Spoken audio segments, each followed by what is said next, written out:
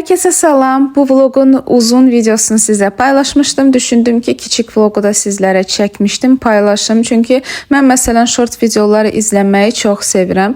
Deməli, həmin gün rəfiqələrimizlə görüşmüşdük. Borani restoranda səhər yeməyimizi elədik. Borani restoranını ümumiyyətlə çox bəyənirik. Həm sərfəli olur, həm də ki dadlı olur. Daha sonra gördüyünüz kimi içəcək aldıq. Mən sarı qız aldım. Sarı qızı ümumiyyətlə qazlı suları çox bəyənirəm. Diyetdən sonra minerallı sular, yəni qazlı suları içməyi daha üstün tuturam. Bilmirəm niyə bədənim tələb edir.